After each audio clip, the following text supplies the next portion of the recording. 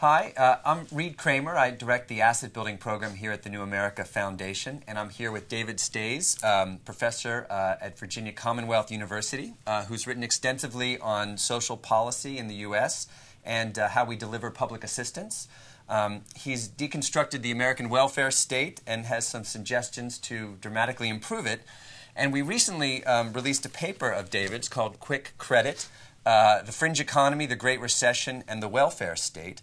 And so why don't you tell me a little bit about the paper and what you mean by the fringe economy and how it impacts the welfare state. Sure, Reid.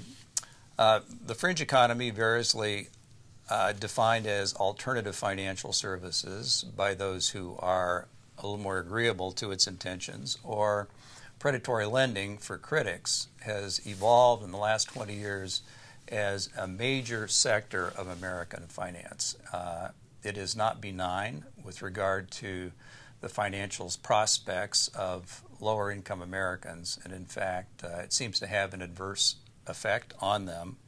And as a result, generally speaking, from an institutional perspective, I would argue that there is an inverse relationship between the proliferation of the fringe economy and the viability of the American welfare state. And these products vary, but a lot of times you're saying they're high cost and low quality products? Oh, extraordinarily high cost. The APR, annual percentage rate of interest, will range from 100% to up to 400%. And it ranges from check cashers, payday lending. What other kinds of products are out there that auto title loans, refund anticipation loans, rent-to-own furniture and appliances. Right.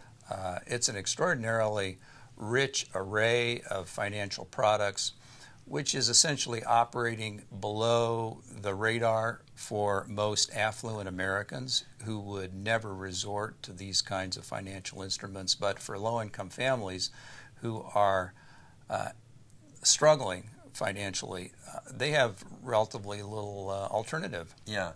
And one of the points you make in the paper is we've seen the growth of this alternative sector at the same time as we've been delivering public assistance increasingly through the tax code, through refunds like the Earned Income Tax Credit. Mm-hmm. And so should we be thinking about the tax time moment as a moment to as part of our social policy delivery system? And if so, what are the implications for that? Oh, we should indeed. In fact, you can conceptualize this institutionally as two different streams of anti-poverty policy. We have the Department of Health and Human Services stream, right, which is the conventional social welfare apparatus.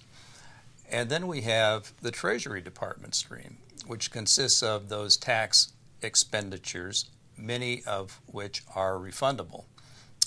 What's interesting about comparing those two streams is that the tax expenditure side tends to be less stigmatizing, tends to be still an open-ended entitlement in terms of appropriations are made in relation to the number of people who qualify, and they're less stigmatizing. So you add all that together, and the take-up rate for those tax expenditures is much, much higher than the conventional social welfare benefit structure. And I know we deliver almost in excess of $40 billion a year in tax refunds through the Earned Income Tax Credit to this target population, and yet it's been unregulated, so we've had the rise of these refund anticipation loans that it's become a $4 billion industry. That's 10% off the top. It's not a very efficient way to deliver public assistance. Exactly, and if you were to take the charges, the interest and the application charges for the alternative financial system, you probably have being sucked out of low-income families and their communities the equivalent of all of the federal appropriations for temporary assistance for needy families. Right. And in the paper you also argue for a little bit of reassertion of the federal government's role in this area, some re-regulation. Obviously we've had the passage of financial reform with Dodd-Frank, the creation of this new Consumer Financial Protection Bureau. What are your hopes and dreams almost for this new agency? What's it going to be able to do? Well, my hope is that the agency would do a couple things. One is that it would standardize the way that we understand this noxious influence in terms of public policy. Secondarily, we need much more research on the behavior of people within these circumstances. And thirdly, we need to format some alternatives. Right. I have advocated replacing welfare departments with community credit unions, Right. which would provide an array of socially constructive financial services to low-income people.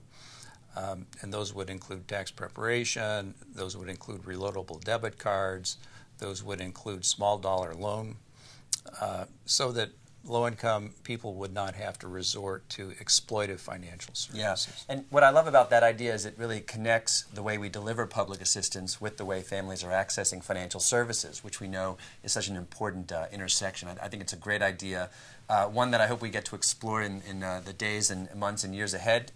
So I want to thank you for coming in and for your time. We appreciate your comments. Great. Great. Thanks, Reid. Thanks.